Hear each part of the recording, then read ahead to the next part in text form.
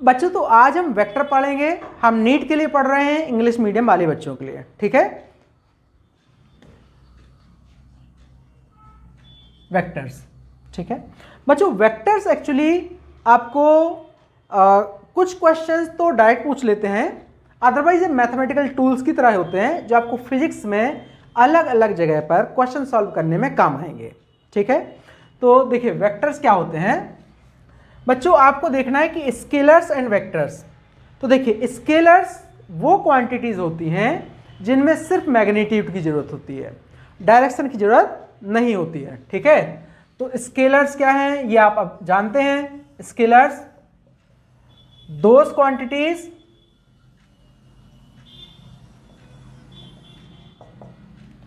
which do not require direction, है ना। only magnitude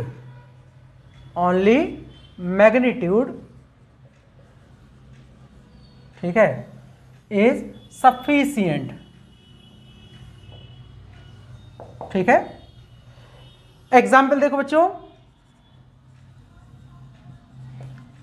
जैसे हम देखें टाइम, मास, टाइम हो गया, मास हो गया, लेंथ, डिस्टेंस, वॉल्यूम, है ना, pressure, electric current,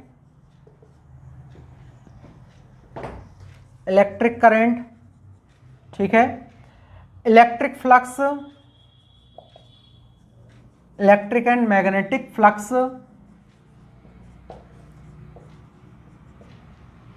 right, potential and energy, work etcetera. बहुत सारी क्वांटिटीज हैं, बट एटलीस्ट आपको इतना पता होना चाहिए कि ये क्वांटिटीज स्केलर्स में आती हैं, ठीक है। फिर देखते हैं वेक्टर्स। बच्चों वेक्टर्स वो क्वांटिटीज होती हैं जिनमें मैग्नीट्यूड के साथ साथ किसकी जरूरत होती है, डायरेक्शन की। किसकी जरूरत होती है, डायरेक्शन।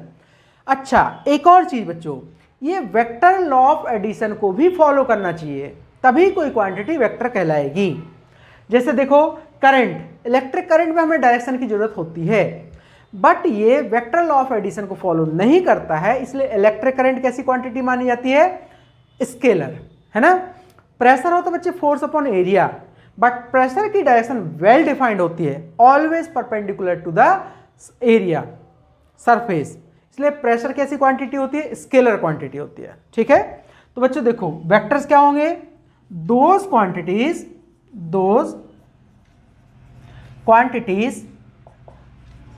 which require both, है ना, क्या, मैग्नीट्यूड एंड डायरेक्शन, ठीक है, एंड दे ओबे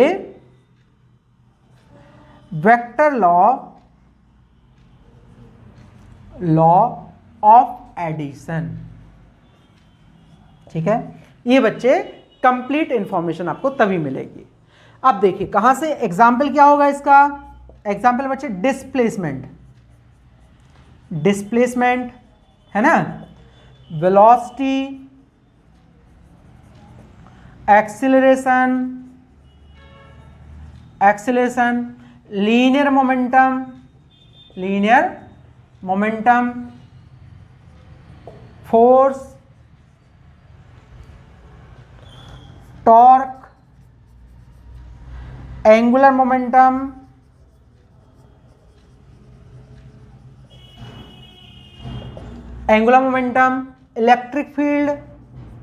electric and magnetic field intensity, etcetera. कम से कम आपको इतनी चीजें पता होना चाहिए। सिमिलरली बच्चों एरिया वेक्टर भी एक वेक्टर क्वांटिटी होती है। एरिया वेक्टर किसी भी सरफेस पर जो परपेंडिकुलर ड्रॉ करते हैं हम outwards, it is called area vector. ठीक है, तो इतना हमें पता होना चाहिए, राइट। अब देखिए बच्चों इसके आगे,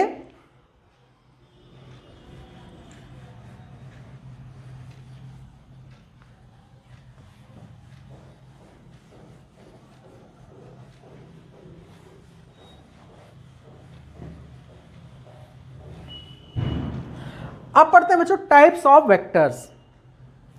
क्या पढ़ते हैं? Types of vectors. ठीक है, तो बच्चों वेक्टर्स को अलग अलग तरीके से डिवाइड किया जाता है ना। जैसे इक्वल वेक्टर है ना। इक्वल वेक्टर क्या होंगे? वो वेक्टर जिनका मैग्नीट्यूड एंड डायरेक्शन सेम हो, उनको हम क्या बोलेंगे? Equal vector. ठीक है, तो सबसे पहले मैं बता रहा हूं आपको इक्वल वेक्टर्स। इक्वल वेक्टर्स क्या होता है? Having same magnitude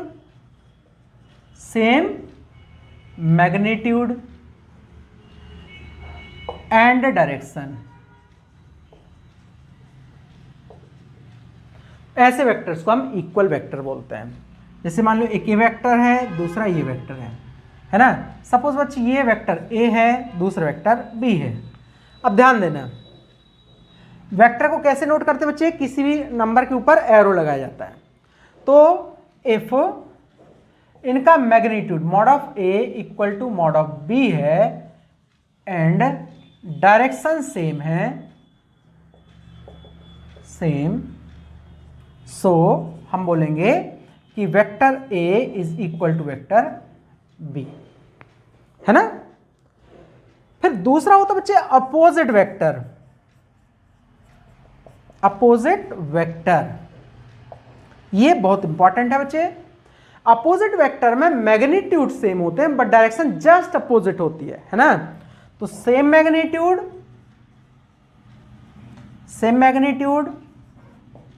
but opposite direction. Clear? जैसे मान लो बच्चे एक वेक्टर ए है और दूसरा वेक्टर बी है, दोनों की सपोज लेंथ सेम है, तो हम बोलेंगे कि मॉड ऑफ ए है ना इक्वल टू क्या बच्चे? Mod of B, but direction is opposite.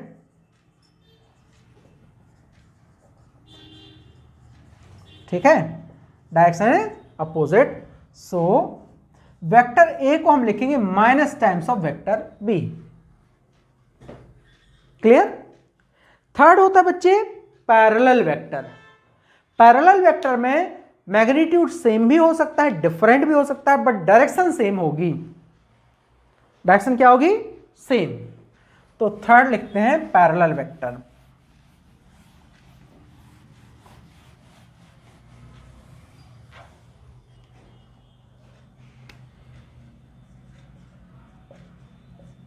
Parallel vector. ठीक है, क्या होगा? Same direction. ठीक है, बट मैग्नीट्यूड में बी सेम और डिफरेंट।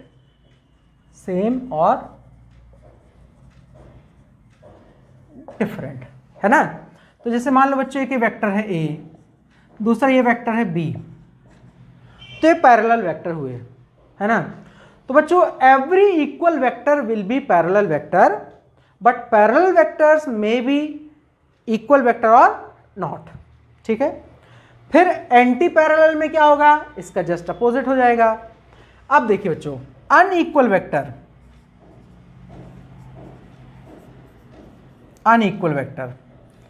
इससे बच्चे मैग्नीट्यूड भी डिफरेंट हो सकता है, डायरेक्शन भी डिफरेंट हो सकता है, या दोनों डिफरेंट हो सकता है ना। तो क्या हो सकता है? डिफरेंट मैग्नीट्यूड ये हो सकता है, और डिफरेंट डायरेक्शन और बोथ, है ना, मतलब magnitude and direction are different.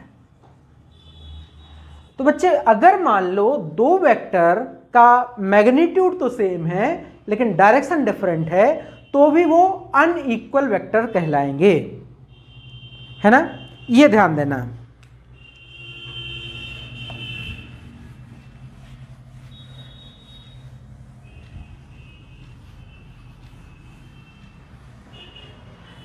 जैसे किसी ऑब्जेक्ट पे ये राइट साइड एक फोर्स लग रहा है F1, ये बच्चे 5 न्यूटन का फोर्स, है ना, और दूसरे ऑब्जेक्ट पे ये नीचे लगा रहे हम F2, ये भी 5 न्यूटन का है। तो बच्चों दोनों का मैग्नीट्यूड तो सेम है बट डायरेक्शन डिफरेंट है ना, तो vector F1 and vector F2 will be different, unequal vectors, ठीक है। अब पढ़ते हैं बच्चों यूनिट वेक्टर। यूनिट वेक्टर ये मोस्ट इंपॉर्टेंट है। यूनिट वेक्टर बच्चे क्या होता है, कोई भी वेक्टर जिसका मैग्नीट्यूड 1 हो, वो वेक्टर जिसका मैग्नीट्यूड 1 हो उसको क्या बोलते हैं हम, यूनिट वेक्टर, है ना। A vector having unit magnitude, ठीक है, इज कॉल्ड यूनिट वेक्टर, ठीक है। अब बच्चों ध्यान देना, यूनिट वेक्टर ऐसे निकाला जाता है, कैप लगाया जाता है उसके ऊपर, ये होगा वेक्टर ए, कोई भी वेक्टर अपॉन इट्स मैग्नीट्यूड, ऐसे बच्चे यूनिट वेक्टर को निकाला जाता है ना। अगर हम देखें ये बच्चों हम एक्स वाई जेड एक्सिस ले लें तो देखो, अगर ये हमारा ऑरिजिन है ना, ये x, ये y और ये z, तो बच्चे ये माइनस z हो गया, ये माइनस x हो गया, ये माइनस y हो गया। तो बेटा इस डायरेक्शन में अगर कोई वेक्टर है तो उसको लिखते हैं i cap. Positive x direction में जो यूनिट वेक्टर होता है it is taken i cap. Positive y direction में जो यूनिट वेक्टर होता है बच्चे it is taken j cap. Negative x direction में minus i cap unit vector होता है, यहां माइनस j कैप होगा। पॉजिटिव z में k कैप यूनिट वेक्टर होता है और नेगेटिव z में माइनस k कैप होता है। इसका यूज क्या होता है बच्चों, किसी भी स्केलर क्वांटिटी को यूनिट वेक्टर से मल्टीप्लाई कर दो तो वो एक वेक्टर क्वांटिटी बन जाती है in that direction, in the direction of unit vector, ठीक है। जैसे मान लो मैंने 5 न्यूटन को आई कैप से मल्टीप्लाई कर दिया तो फोर्स बन जाएगा 5 i cap, that is along x direction, ठीक है।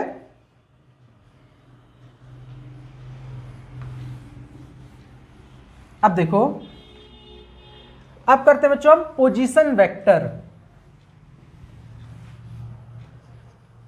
ठीक है। पोजीशन वेक्टर बच्चे वो वेक्टर जो किसी ऑब्जेक्ट या किसी पॉइंट की पोजीशन बताता है with respect to origin, it is called position vector, है ना। तो the vector which shows the position of any point or object, है ना, with respect to origin is called position vector, ठीक है। देखो बच्चों, जैसे मैं 2 डायमेंशन की बात करूं, ये हमारा एक्स एक्सिस है, ये वाई एक्सिस है, यहां पर एक पॉइंट है, सपोज वेक्टर P, एक पॉइंट P है और बच्चे इसके कोऑर्डिनेट है x, y, है ना। तो हमें इसका पोजीशन वेक्टर लिखना है। तो बच्चों ये ओरिजिन हो गया, इसका पोजीशन वेक्टर ओ से पी की तरफ होगा, ये है ना। तो ये जो वेक्टर हुआ OP vector will be called position vector of point P. क्या होगा? OP vector. क्या होगा बच्चे? Position vector of point P, right. अगर मैं इसको वेक्टर आर बोलूं तो क्या हो सकता है बच्चे? वेक्टर आर बराबर x I cap plus Y J cap, ठीक है। फिर बच्चे इसका मैग्नीट्यूड लिखे हम, मैग्नीट्यूड, तो बच्चों आर कैप होता है इसका मॉड, क्या आ जाएगा? अंडर रूट इसका स्क्वायर प्लस इसका स्क्वायर, है ना। अगर हम यूनिट वेक्टर लिखें तो बच्चे आएगा vector R upon mod of R, तो ये हो जाएगा R cap equal to X I cap plus Y J cap upon under root X square plus Y square, ठीक है। हम 3D में अगर लिखें इन 3 डायमेंशन, तो बच्चों वेक्टर आर लिखा जाएगा कितना? जैसे ओपी वेक्टर हो जाएगा, suppose X Y Z coordinate भी दिया होता तो आता X I cap plus Y J cap plus Z K cap, तो इसका मॉड क्या आ जाता? यह आता बेटा X square plus Y square plus Z square, और इसका यूनिट वेक्टर क्या आ जाता? यह था X I cap plus Y J cap plus Z K cap upon under root X square plus Y square plus Z square, ठीक है। इस तरीके से हम इसको कर सकते थे। तो सबसे इंपॉर्टेंट है यूनिट वेक्टर, ठीक है, और पोजीशन वेक्टर। अब देखिए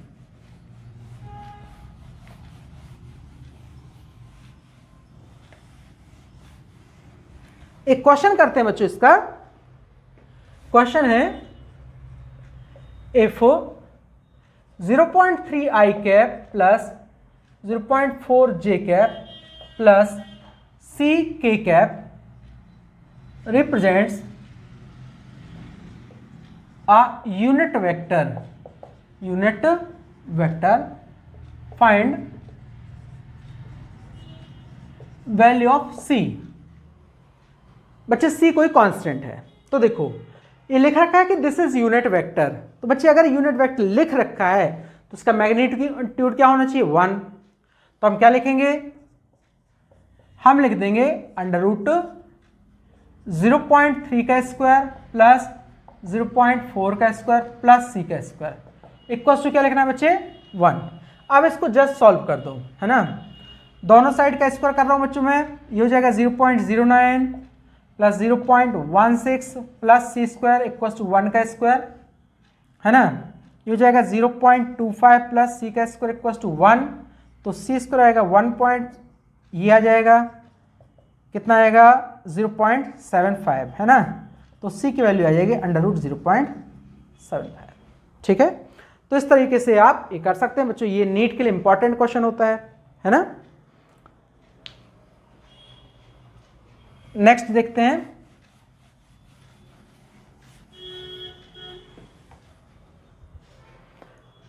तो बच्चों आपने क्या पढ़ लिया? यूनिट वेक्टर पढ़ लिया, पोजीशन वेक्टर पढ़ लिया। अब पढ़ते हैं हम डिस्प्लेसमेंट वेक्टर, है ना। तो देखिए डिस्प्लेसमेंट वेक्टर क्या होता है?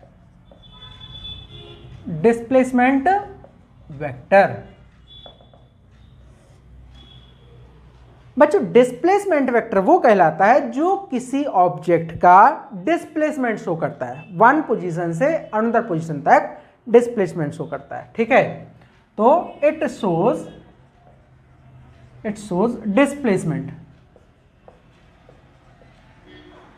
ठीक है, ऑफ एन ऑब्जेक्ट, सिंपल, ठीक है। तो बच्चों जैसे मान लो यह हमारा x और ये y एक्सिस है, कोई एक ऑब्जेक्ट यहां है पॉइंट P पर, और वो कहां जाती है? पॉइंट Q पर जाती है, ए से कहाँ, पी से कहाँ तक ले गए, क्यू तक ले गए। ठीक है, तो बच्चे देखो इसका कोऑर्डिनेट क्या हो गया, x1 y1, इसका कोऑर्डिनेट क्या हो गया, x2 y2। तो ये हुआ बच्चे पी क्यू जो हुआ ना, ये vector P Q it is displacement vector. ठीक है, तो हम कैसे डिफाइन करेंगे, हम डिफाइन करेंगे कि जैसे ये है, ये ऑरिजिन है, इसका वेक्टर मैंने कहा r1 है, ओपी वेक्टर। अच्छा ये इनिशियल पोजीशन है, इनिशियल पोजीशन। ठीक है, और बच्चे ये क्या हो गई, r2, ये है फाइनल पोजीशन।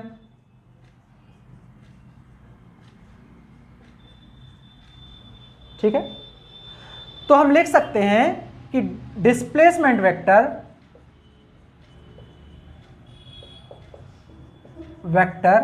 ये बच्चे अपना पी क्यू वेक्टर।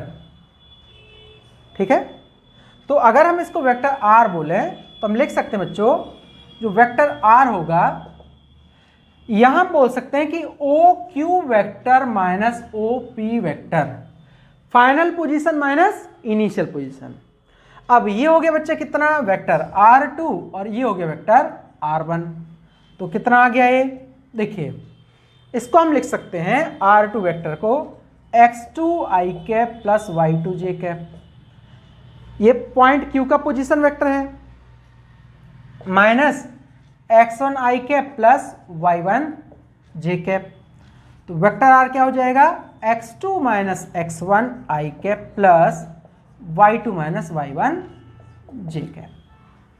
ठीक है, तो बच्चे ये इसका डिस्प्लेसमेंट वेक्टर हो गया, है ना। अब ध्यान देना, अगर हम 3D में बात करें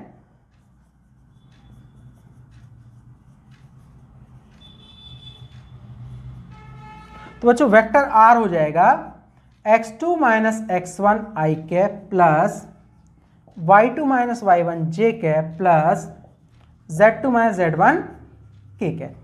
ये हो गया अपना डिस्प्लेसमेंट वेक्टर।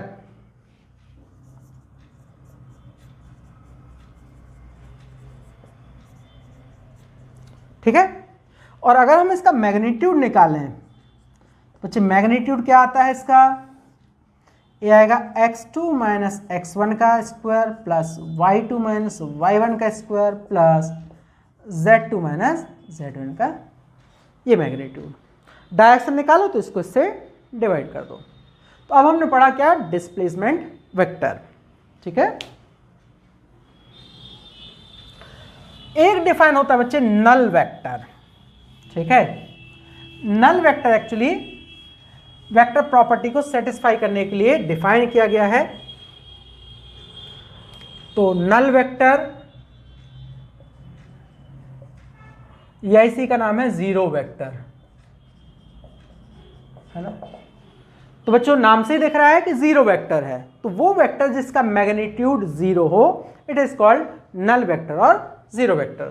ठीक है, तो the vector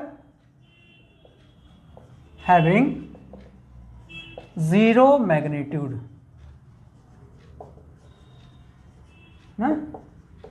is called null vector. ठीक है, इसको ऐसे डिफाइन किया जाता है, it is denoted by zero cap. ठीक है, फिर बच्चे आता है कोप्लेनर वेक्टर।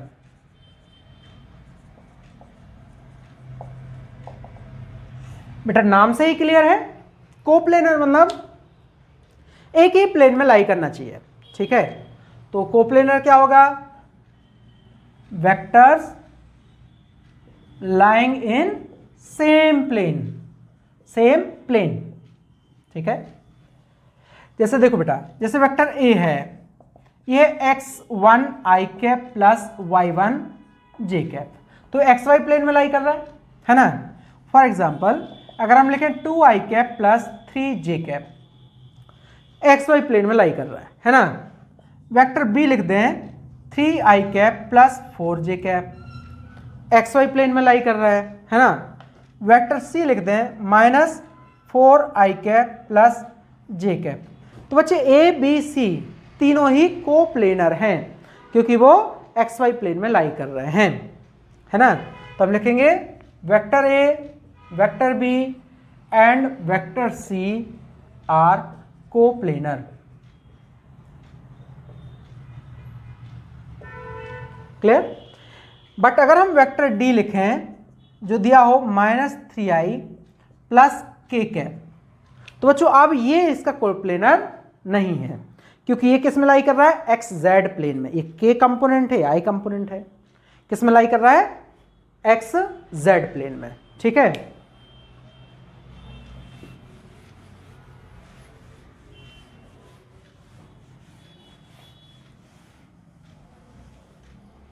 देखो अब आता है को इनिशियल वेक्टर,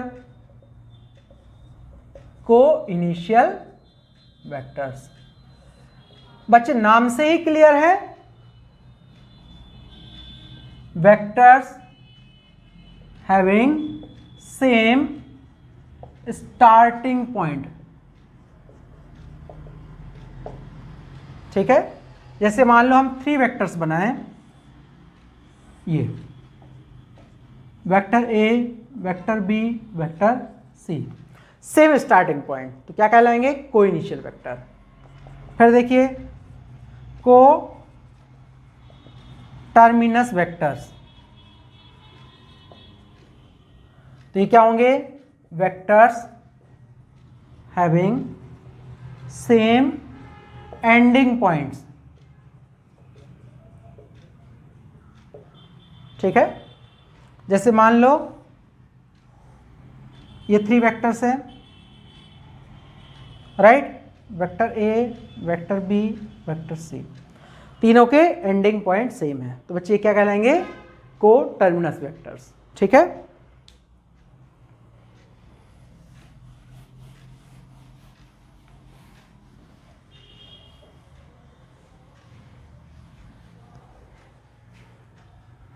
अब देखो बच्चों, जब हमने वेक्टर्स को डिफाइन कर लिया, ठीक है, तो बच्चों अब हम पढ़ेंगे वेक्टर्स का। जैसे मैग्नीट्यूड का एक क्वेश्चन देता हूं मैं आपको, if vector A equals to क्या है, 3i cap plus 2j cap plus 4k cap, find unit vector along vector A, है ना। तो बेटा तुम्हें क्या करना है, इसमें सिंपल इसका यूनिट वेक्टर निकालना है। या तो बोल दे अलोंग वेक्टर ए, या बोल दे पैरेलल टू वेक्टर ए, दोनों ही का रिजल्ट सेम होगा। बच्चों हम क्या बोलेंगे, वेक्टर ए का निकाल दो मॉड, कितना आएगा, 3 का स्क्वायर, 2 का स्क्वायर, 4 का स्क्वायर, है ना। तो मॉड ऑफ वेक्टर ए क्या हो गया, 9, 4, 16, तो यह आ गया 29, है ना। तो अब हम यूनिट वेक्टर निकालें तो ए कैप क्या आ जाएगा, vector a upon mod of a. तो बच्चे वेक्टर ए कैप क्या आ जाएगा, 3i cap plus 2j cap plus 4k cap divided by 29, है ना। ए कैप क्या आ गया, इसको आप ऐसा भी लिख सकते हो, 3/29 i cap plus 2/29 j cap प्लस 4/29 रूट का k कैप। तो बच्चे आप किसी भी वेक्टर का यूनिट वेक्टर निकाल सकते हैं। ठीक है।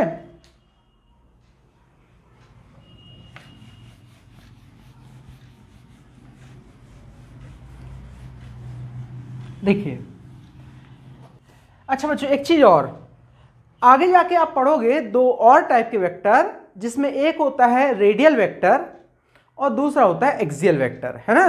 तो वो अभी हम डिस्कस नहीं करेंगे। ठीक है। तो देखिए मैं आपको बता रहा हूं addition of vectors, addition of vectors. तो बच्चों पहले मैं आपको डायग्रामेटिकली बता रहा हूं। जैसे मान लो आपको 2 वेक्टर्स दिए गए हों, एक वेक्टर ए है और इसमें आपको कोई दूसरा वेक्टर बी ऐड करना है। ठीक है। हमें क्या फाइंड करना है, ए प्लस बी। तो जैसे हम ए में बी ऐड कर रहे हैं, तो बी वेक्टर को आप ए वेक्टर के साथ रखिए। बी वेक्टर की ये टेल कहलाती है, हेड होगा एरो, तो बी वेक्टर की टेल को ए वेक्टर के एरो पे रखो। आप इस वेक्टर को ट्रांसलेशन मोशन दे सकते हो, मतलब शिफ्ट कर सकते हो, रोटेट नहीं करना है ना। तो बच्चों अगर हम a प्लस बी करना है तो ये वेक्टर a हो जाएगा and this is vector b। तो पहला वेक्टर जो है उसके इनिशियल पॉइंट मतलब टेल से, जो सेकंड वेक्टर है इसके एरो मतलब फाइनल पॉइंट तक जो हमारा वेक्टर होगा ये a प्लस बी होगा, resultant vector, vector a plus vector b, है ना। ये हमने a प्लस बी निकाला। अगर बच्चों हमें b प्लस ए करना होता तो क्या करेंगे, हम b को एज इट इज रखेंगे, ये हमारा वेक्टर b है, और अब a को आगे कर देंगे, है ना, तो ये हो जाएगा वेक्टर a। तो यहां पे आपको मिल जाएगा r वेक्टर, ठीक है, हो जाएगा vector b plus vector a, ठीक है। अब बच्चों हम इसमें मैं आपको आगे बताता हूं, जैसे यहीं पे हम इसमें एक पैरेलल वेक्टर ड्रॉ कर लें, वेक्टर b, तो ये वाला जो वेक्टर है ये इसके पैरेलल वेक्टर है, मतलब मैग्नीट्यूड और डायरेक्शन सेम है। ऐसे वेक्टर a का यहां प्लॉट कर लें, ये ठीक है। तो देखो बच्चों ये यही फॉर्मेट हो गया, मतलब आप ये देख सकते हो कि वेक्टर r की value vector b plus vector a भी होती है ना। इसको बोलते हैं बच्चे कि जो वेक्टर लॉ ऑफ एडिशन है ये कम्यूटेटिव लॉ को फॉलो करता है। कम्यूटेटिव लॉ क्या होता है कि a plus b equals to b plus a, तो हम क्या लिखेंगे, addition of vectors, addition of vectors follow commutative law, commutative law, that is क्या हो गया बच्चों, vector a plus vector b equals to vector b plus vector a, है ना। तो ये पहला हमने तरीका आपको बताया, ठीक है। अब बच्चों इसमें दो और लॉ होते हैं, एक ट्रायंगल लॉ और एक पॉलीगन लॉ, है ना।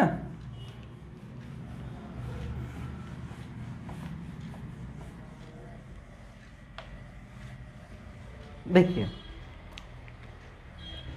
ट्रायंगल लॉ क्या बताता है, जैसे बच्चों हमने एक कोई ट्रायंगल बना लिया, ये ट्रायंगल बना लिया, ठीक है, ए बी सी। अब मान लो इस ट्रायंगल में एक ही साइड है ए बी, ए किसी वेक्टर ए को रिप्रेजेंट कर रहा है, और जो बी सी साइड है ये वेक्टर बी को रिप्रेजेंट कर रहा है। तो जो रिमेनिंग थर्ड साइड है इन अपोजिट सेंस, जैसे ये जा रहा है एंटी क्लॉकवाइज, तो third side in opposite sense will represent their resultant. तो ये हो जाएगा बच्चों वेक्टर आर, जाएगा वेक्टर ए प्लस वेक्टर बी, है ना। तो ये इसका ट्रायंगल लॉ होता है, ये ज़्यादा काम नहीं आएगा नीट के लिए, ये काम हम बच्चों पैरेललोग्राम लॉ से कर लेते हैं, है ना। फिर आता है बच्चे पॉलीगन लॉ। पॉलीगन लॉ ये सिंपल सा है कि आपको एक से ज़्यादा वेक्टर्स ऐड करने होते हैं। तो देखो बच्चों जैसे मान लो एक ये वेक्टर है, this is vector A, plus आपको इसको करना है वेक्टर बी, प्लस आपको करना है वेक्टर सी, है ना। तो क्या हो गया, देखो दिस इज वेक्टर ए, इसमें हमने ऐड कर दिया वेक्टर बी, फिर ऐड कर दिया वेक्टर सी। तो बच्चों ये जो आया this is resultant vector A plus B plus c. हम ये बोल सकते हैं कि कोई अगर एक पॉलीगन हो हमारे पास, जैसे ए बी सी डी हो, एक पॉलीगन है, टेट्रागन हो सकता है, पेंटागन हो सकता है, हेक्सागन, कुछ भी है, उसमें अगर डिफरेंट साइड्स जो एडजेसेंट साइड्स हैं ये अलग अलग वेक्टर को रिप्रेजेंट कर रहे हैं, तो जो अपोजिट डायरेक्शन में साइड्स है, ठीक है, ये इनके रिजल्टेंट को शो करेगी, है ना। बच्चों हम इसमें ये भी बोल सकते हैं कि a प्लस बी हो गया क्या हमारा, this is vector a plus B, और उसमें हमने किसको ऐड कर दिया, c को। तो देखो इसको ऐसे लिख सकते हैं कि a plus B plus C equal to, देखो अगर हम ये निकालें दिस वन, कि हम क्या ऐड करें, b और c पहले ऐड करें और उसको किस में ऐड कर दें, a को। तो इसका मतलब क्या हुआ कि किसके बराबर है, vector a plus B plus c के, है ना। तो बच्चों इसको बोलते हैं associative law. a plus B plus C equal to क्या हो सकता है, a plus B plus c. तो एडिशन ऑफ वेक्टर्स ओबे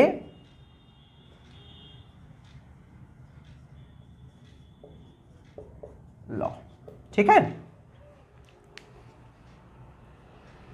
अब देखिए हम क्या करेंगे बच्चों,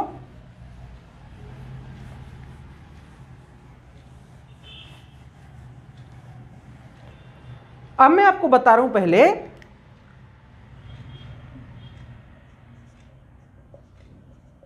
division of a vector into rectangular components, rectangular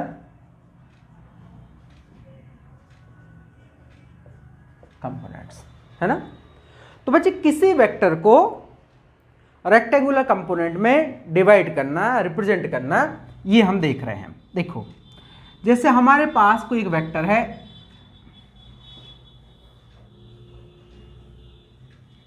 this is vector A, है ना।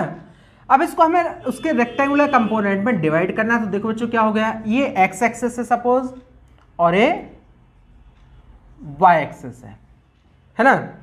अब ये एंगल हम बना लेते हैं थीटा एक्स एक्सिस से। तो यहां आप एक परपेंडिकुलर ड्रॉ करो प्रोजेक्शन, एक यहां ड्रॉ कर दो, है ना। तो बच्चों ये जो वैल्यू होगी इसको वो बोल दें, है ना। ये हो गया उसका एक्स कंपोनेंट और ये कहलाएगा वाई कंपोनेंट, ठीक है। तो इसको मैं लिख रहा हूं ओ ए, ये हो गया अपना, इसको मैं लिख रहा हूं वेक्टर ए, ठीक है। इसको बी लिख देता हूं, इसको पॉइंट पी लिख देता हूं, है ना। तो हम बोल सकते हैं कि जो वेक्टर ए है इसकी value A X I cap plus A Y J cap है, ठीक है। ए एक्स जो है ये हॉरिजॉन्टल कंपोनेंट कहलाएगा, हॉरिजॉन्टल कंपोनेंट, है ना। और ए वाई वर्टिकल कंपोनेंट कहलाएगा, वर्टिकल कंपोनेंट। तो बच्चों अब हम देख सकते हैं, हमें इसकी वैल्यू निकालना है। तो ये जो ट्रायंगल है ओ ए पी, इसमें अगर हम कॉस थीटा यूज कर दें तो ये क्या हो जाएगा, base upon hypotenuse that is a x upon a. तो यहां से हमें क्या मिल जाएगा, a x, a cos theta, है ना। ऐसे ही अगर हम इस ट्रायंगल में साइन थीटा यूज करें तो क्या आ जाएगा, a y upon a, this side upon this side, perpendicular upon hypotenuse. अब ये वैल्यू ए वाई के बराबर होगी, तो ये लिख दिया मैंने। तो बच्चों यहां से ए वाई क्या मिल जाएगा, ए साइन थीटा। ऐसे आप कंपोनेंट निकाल सकते हैं, ठीक है। तो वेक्टर ए को हम कैसे रिप्रेजेंट कर सकते हैं, vector A equals to A X I cap है, ए एक्स की वैल्यू कहां है, ये है। तो a cos theta i cap plus ये बच्चों ए वाई है, कितना हुआ, a sine theta j cap. This is complete representation, ठीक है। अब देखिए बच्चों, अगर हमें ये एंगल निकालना हो तो हम इस वाले टर्म को इससे डिवाइड कर दें तो हमें क्या मिल जाएगा, a y upon a x equal to क्या आएगा, a sine theta upon a cos theta. A से कट गया, इसका मतलब जो टेन थीटा आएगा बच्चों वो आ जाएगा कितना, ए वाई अपॉन ए एक्स। यहां से हम एंगल निकाल सकते हैं। इन दोनों का स्क्वायर करके ऐड कर दें तो क्या मिल जाएगा, a x square plus A Y square. यहां ए स्क्वायर बाहर आ जाएगा, cos square theta plus sine square theta, और ये टर्म हो जाएगी बच्चों 1 तो यहां से हम मैग्नीट्यूड निकाल सकते हैं। ए इक्वल टू क्या आ जाएगा, अंडर रूट ए एक्स स्क्वायर प्लस ए वाई स्क्वायर। तो बच्चों ये किसी एक वेक्टर को two mutually perpendicular rectangular component में डिवाइड करने का मेथड था, ठीक है, और ये काफी इंपॉर्टेंट होता है।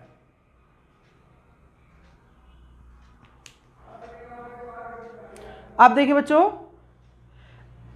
अब मैं आपको बता रहा हूं parallelogram law of vector addition, ठीक है।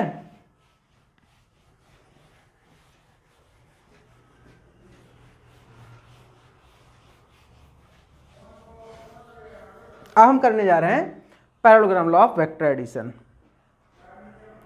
ठीक है।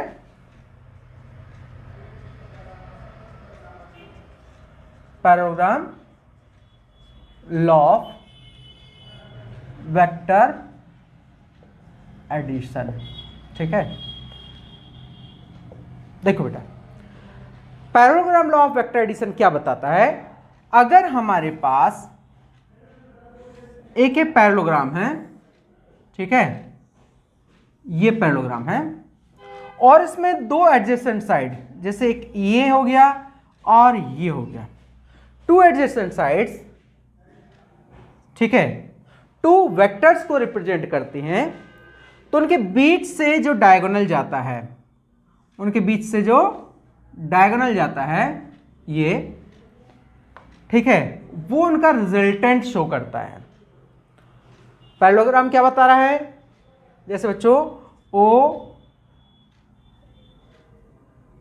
ए बी सी, अगर कोई एक पैरेललोग्राम ओ ए बी सी है, इसमें two adjacent side two vectors को रिप्रेजेंट करती हैं डायरेक्शन एंड मैग्नीट्यूड में, तो जो डायगोनल है, जो उनके कॉमन पॉइंट ऑफ ओरिजिन से जाता है, वो उनका रिजल्टेंट शो करता है, मतलब वो बताएगा हमें वेक्टर ए प्लस वेक्टर बी। ये है पैरेललोग्राम लॉ, ठीक है। अब बच्चों इसको हमें डिराइव करना है, क्लियर। तो डिराइव कैसे कर सकते हैं, देखो इन दो वेक्टर के बीच में अगर एंगल कितना है थीटा और रिजल्टेंट एंगल बना रहा है बीटा, तो हम क्या करेंगे, ए और बी के बीच का एंगल है थीटा, तो बच्चों यहां पर ये देख सकते हैं हम, ये एंगल भी क्या हो जाएगा थीटा। यहां से एक परपेंडिकुलर ड्रॉ कर दो, क्या ड्रॉ कर दो बच्चों, परपेंडिकुलर, है ना। यहां मैंने बोल दिया डी, ये हो गया बच्चे सी डी परपेंडिकुलर इस एक्सटेंडेड लाइन पर। अगर ये वेक्टर बी है तो बच्चे ये भी बी हो गया। अब हमने कंपोनेंट पढ़ ही लिया, तो बच्चे इसका मैग्नीट्यूड हो गया बी साइन थीटा और इसका मैग्नीट्यूड हो गया बी कॉस थीटा, ठीक है। अब हम देखें in right angle triangle O D C, क्या लिख सकते हैं बच्चों हम, ओ सी का square equal to O D का स्क्वायर प्लस सी डी का स्क्वायर, है ना। तो इसका मैग्नीट्यूड ए के बराबर होगा, तो देखो इसको हम क्या लिख सकते हैं, हम लिख सकते हैं a plus B cos theta का स्क्वायर प्लस यह आएगा बी साइन थीटा का स्क्वायर। तो बच्चों इसको मैं लिख रहा हूं आर स्क्वायर, तो आर स्क्वायर क्या हो गया, इसको ओपन कर दो, a square plus B square cos theta plus 2ab cos theta. बच्चों ये हुआ a square plus B square cos square theta plus 2ab cos theta और प्लस आएगा b square sine square theta. ये देखो ये b square cos square theta और ये b square sine square theta, यहाँ cos square plus sine square हो जाएगा 1, तो देखो रिजल्टेंट आर क्या आएगा, ये आ जाएगा हमारा a square plus B square plus 2ab cos of theta. This is most important result, ठीक है। अब बच्चों हमें इस रिजल्टेंट का डायरेक्शन भी निकालना है, तो देखिए क्या आएगा, tan ऑफ बीटा, ये हुआ perpendicular that is C D upon base that is O D. इस ट्रायंगल में tan बीटा आएगा perpendicular C D upon O D, ठीक है। तो tan बीटा आ जाएगा कितना, सी डी अपना बी साइन थीटा और ओ डी है कितना, A plus B cos theta, ठीक है। इसको बच्चों आप ऐसे भी लिख सकते हो, मैग्नीट्यूड को अगर एग्जैक्टली शो कर रहे हो तो mod of B sine theta upon mod of A plus mod of B cos theta, है ना। इस तरीके से आप इसको सॉल्व कर सकते हैं। तो बच्चों नीट के लिए पूरा याद करने की जरूरत नहीं है, आपको सिर्फ रिजल्ट काम का है, एक ये रिजल्ट और एक ये रिजल्ट, ठीक है। बाकी आपके लिए मैंने समझा दिया है। अब देखिए बच्चों इसकी डिफरेंट कंडीशंस मैं आपको बता दूं।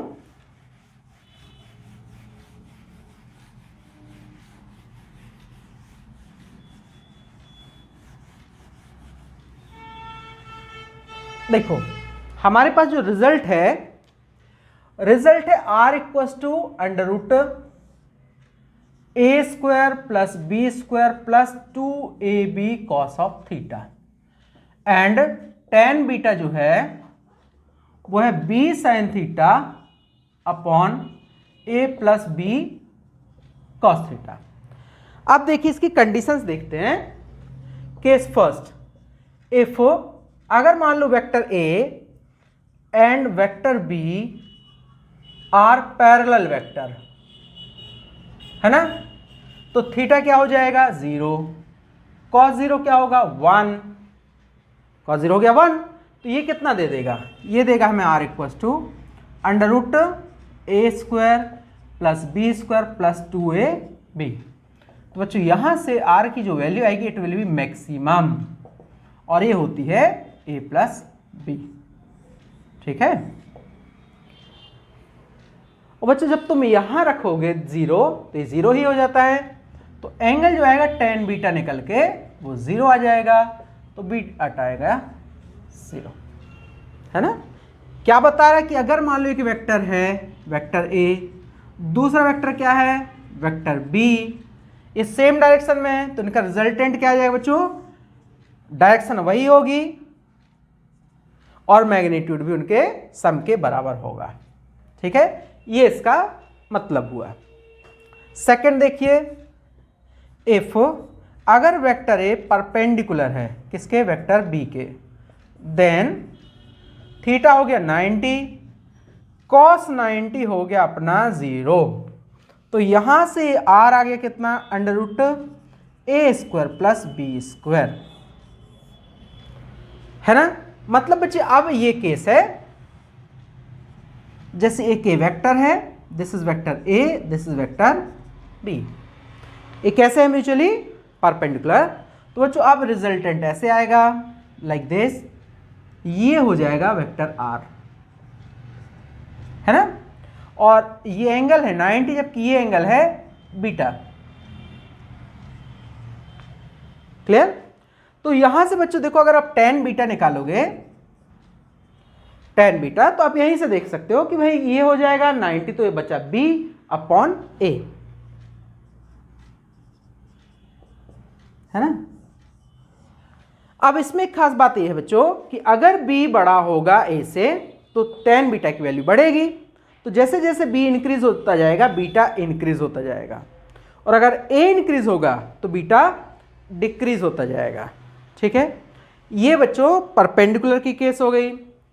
थर्ड केस होती है कब, अगर मान लो थीटा क्या है बच्चों 180, तो cos 180 हो जाता है -1, तो बच्चों इस केस में जो r आता है it is minimum, this is equal to difference, क्या होता है बच्चों डिफरेंस, a बड़ा होगा तो a माइनस बी आएगा और b बड़ा होगा तो b माइनस a, मतलब जो भी ग्रेटर वेक्टर है उसकी डायरेक्शन में रिजल्टेंट आ जाएगा, है ना।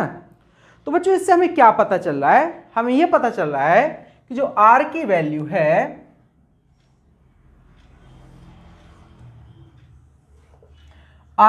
है वो a माइनस बी से लेके a प्लस बी तक कुछ भी हो सकती है, इनके मैग्नीट्यूड के डिफरेंस से लेके इनके एडिशन तक, है ना। ये इंपॉर्टेंट पॉइंट है बच्चों, ये डिसाइड करेगा, रिजल्टेंट डिसाइड करता है इनके मैग्नीट्यूड और दो वेक्टर के एंगल से, है ना, कि रिजल्टेंट की वैल्यू क्या होगी।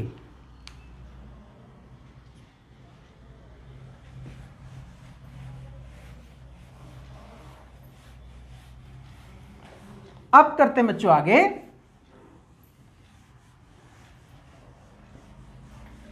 देखिए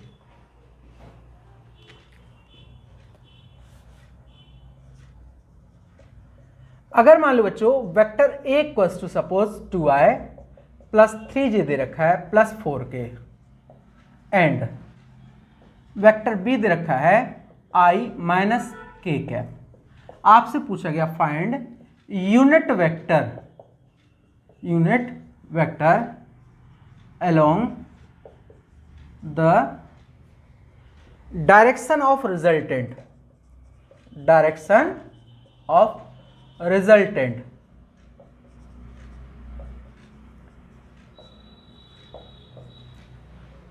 ऐसे क्वेश्चन में बच्चों फिगर बनाने की कोई जरूरत नहीं है, आप सीधा सीधा लिख दोगे वेक्टर आर बराबर होगा वेक्टर ए प्लस वेक्टर बी, है ना।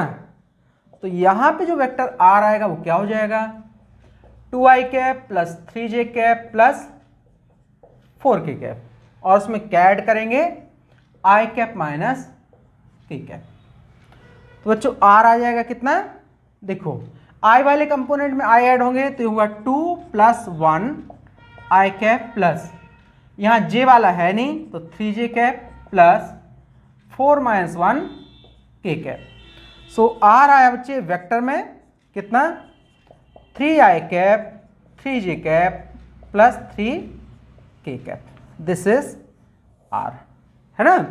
अब इसका मैग्नीट्यूड निकालना है, कितना हो गया 3 का स्क्वायर 3 का स्क्वायर 3 का स्क्वायर, 3 स्क्वायर कॉमन ले लो 3√3 आ गया, है ना। तो अगर हमें यूनिट वेक्टर निकालना है पैरेलल टू वेक्टर r, है ना, तो ये क्या दे देगा बच्चों,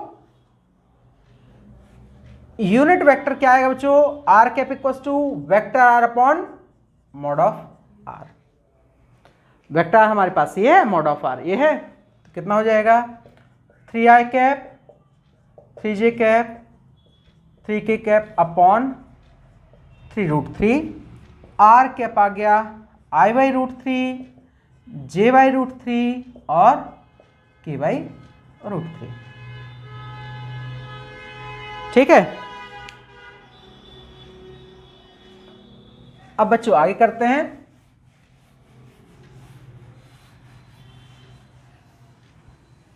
देखिए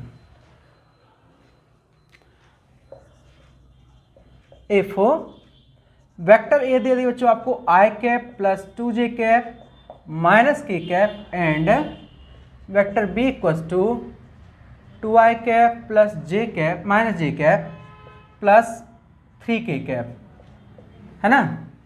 आपसे बोला गया what vector should be added to resultant of vector A and vector B so that we get a unit vector along z direction, along positive z direction. ये बच्चे क्वेश्चन हो गया, है ना। तो हम क्या कर लेंगे बच्चों, जैसे हमारे पास वेक्टर a है प्लस वेक्टर b है, इसमें क्या ऐड किया हमने वेक्टर c ऐड किया, क्या मिलना चाहिए यूनिट वेक्टर किस डायरेक्शन में है पॉजिटिव z डायरेक्शन। तो बच्चों पॉजिटिव z डायरेक्शन का यूनिट वेक्टर होता है k कैप, बस इतना आपको लिखना है। उसके बाद सीधा हो जाएगा i plus 2j minus k और plus 2i minus j plus 3k cap equals to k cap plus c है, तो ये कितना आएगा 3i plus j plus 2k plus c vector equals to k cap, है ना। इसको राइट साइड ले जाओ तो c वेक्टर क्या आएगा, ये पलट जाएगा minus 3i cap minus j cap और माइनस का k कैप, ये आ गया, ठीक है।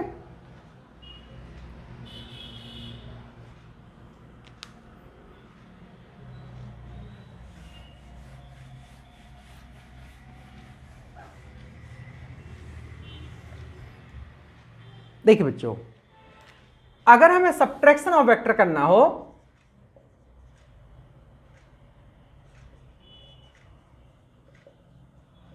ऑफ वेक्टर्स, तो सब्ट्रैक्शन ऑफ वेक्टर का कोई भी अलग से रूल नहीं है। जैसे हम वेक्टर ए में से वेक्टर बी को सब्ट्रैक्ट करना है तो हम क्या करते हैं, वेक्टर ए में बी का अपोजिट वेक्टर ऐड कर देंगे। तो देखो बच्चों, जैसे मान लो ये हमारे पास वेक्टर ए है और इसमें से हमें वेक्टर बी को सब्ट्रैक्ट करना है, ठीक है। तो हम क्या कर लेंगे बच्चों, वेक्टर ए को एज इट इज रखो और यहां पर लिख दो प्लस, इसका अपोजिट वेक्टर ले लो माइनस वेक्टर बी। अब ये सॉल्व होगा तो ये हो जाएगा अपना वेक्टर ए और ये हो गया माइनस वेक्टर बी। तो ये जो आया है ना, ये आ गया वेक्टर ए प्लस माइनस का vector, this is resultant vector, है ना। तो बच्चों ये सब्ट्रैक्शन का लॉ है कि आप क्या करेंगे, एक अपोजिट वेक्टर ऐड कर देंगे उसमें, ठीक है।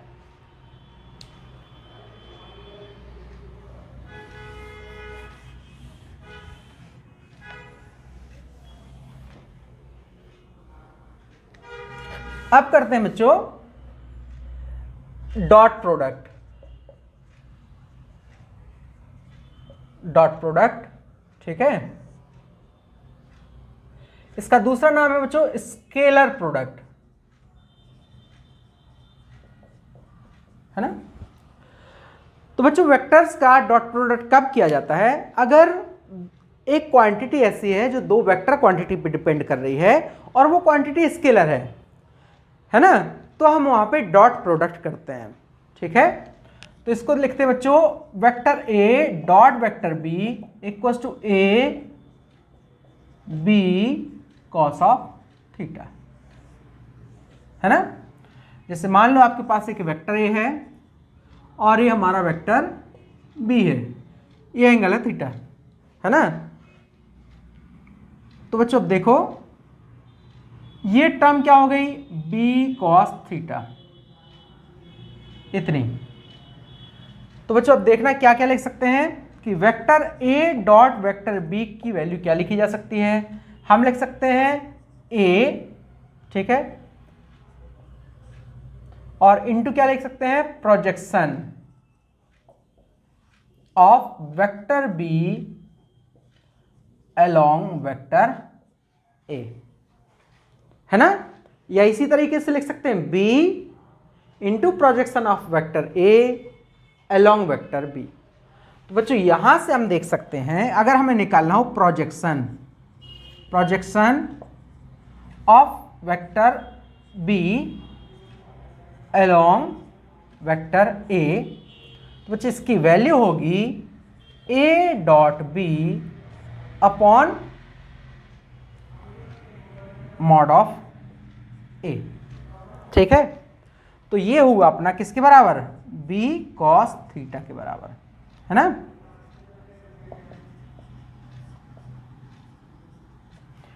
यूनिट वेक्टर की टर्म में अगर हमें लेना होगा तो हम क्या करेंगे बच्चों, अगर हमें यूनिट वेक्टर की टर्म में चाहिए है तो बी कॉस थीटा में हम, ये स्केलर क्वांटिटी है, क्या कर देंगे, ए कैप से मल्टीप्लाई कर देंगे। तो बच्चों यही रिजल्ट आ जाएगा vector A dot vector B upon mod of A into A cap, है ना। तो देखो बच्चों इसको क्या लिखा जा सकता है, it can be written as vector A dot vector b, इसको हम लिख सकते हैं vector a upon mod of a, तो आ जाएगा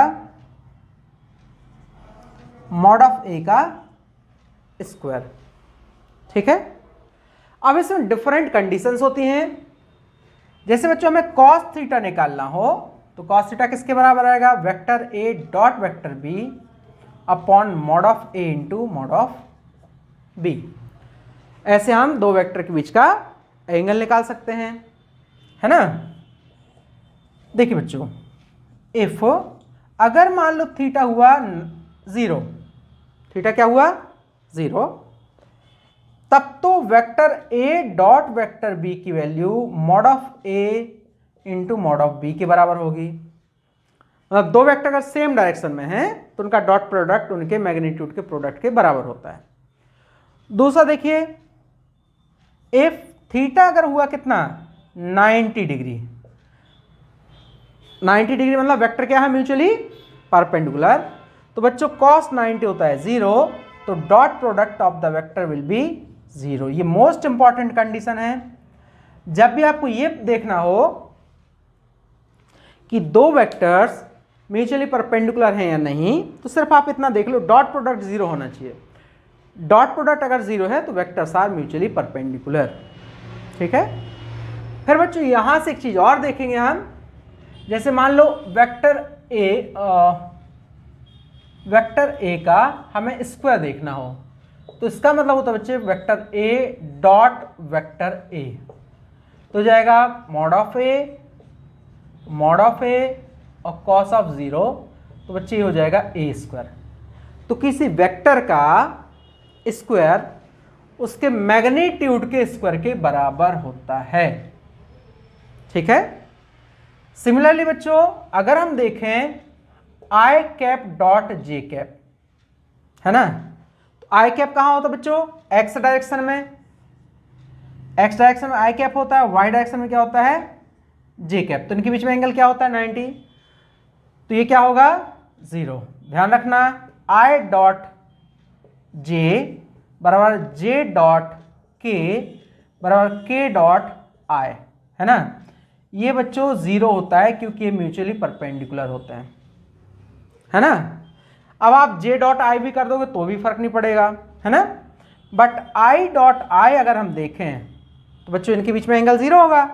I dot I J dot J के डॉट के, इसकी वैल्यू 1 होती है, ये हमें पता होना चाहिए। ठीक है।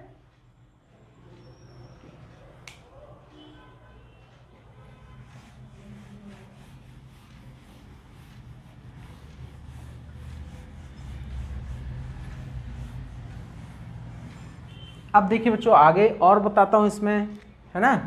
जैसे मान लो वेक्टर ए आपको दे रखा है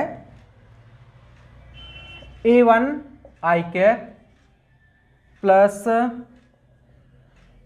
a2 जे कैप प्लस a3 के कैप, और वेक्टर बी दे रखा है b1 I cap b2 J cap plus b3 K cap.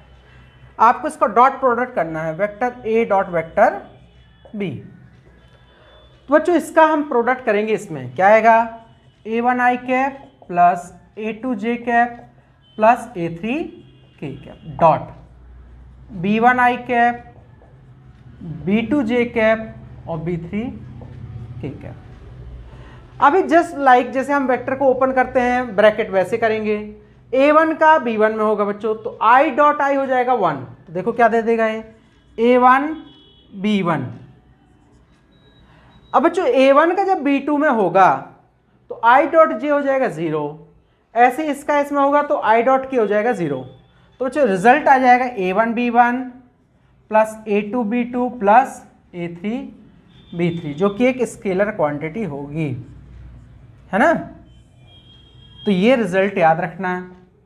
तो बच्चों अगर हमें cos थीटा निकालना हो दो वेक्टर के बीच का, तो उसको हम लिखते ना a dot B upon mod of A into mod of B, है ना। तो हम कैसे लिख सकते हैं, हम लिख सकते हैं बच्चों cos of theta equals to a1 b1 plus a2 b2 plus a3 b3 upon क्या आ जाएगा under root a1 square plus a2 square plus a3 square mod of a हो गया, और क्या आ जाएगा b1 square plus b2 square plus b3 square. तो इस तरीके से बच्चे हम एंगल निकाल सकते हैं दो वेक्टर के बीच का, है ना।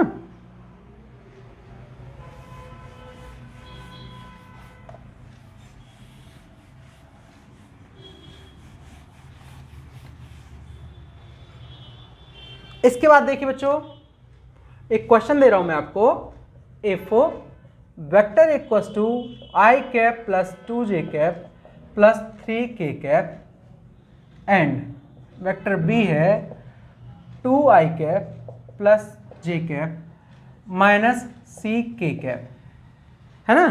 आपसे पूछा गया find c so that vector a and vector b will be mutually perpendicular, है ना। तो बच्चे इसमें कैसा भी क्वेश्चन है, परपेंडिकुलर की कंडीशन है, तो आपको क्या याद रखना है, आपको याद रखना है वेक्टर ए डॉट वेक्टर बी क्या होना चाहिए, 0, है ना। तो इसका मतलब हो गया i plus 2j plus 3k cap dot 2i plus j minus ck cap equal to 0। कितना हो गया, 1 इंटू 2 आ गया 2 प्लस 2 इंटू 1 हो गया 2 माइनस 3c इक्वल टू 0, ये हो गया 4, तो बच्चों c आ जाएगा 4/3, ठीक है। तो ये हमें मिल गया क्या, वैल्यू ऑफ c। क्लियर। अब देखिए बच्चों और आगे बढ़ते हैं। अब हम करते हैं क्रॉस प्रोडक्ट। क्रॉस प्रोडक्ट है ना, इसी को बोलते हैं बच्चे vector product of two vectors, है ना। तो बच्चों क्रॉस प्रोडक्ट तब यूज किया जाता है जब दो क्वांटिटीज का प्रोडक्ट एक वेक्टर क्वांटिटी होता है। जैसे आपको टॉर्क निकालना हो, ठीक है, एंगुलर मोमेंटम निकालना हो, क्लियर, तो आप क्या यूज करेंगे, क्रॉस प्रोडक्ट यूज करेंगे, है ना।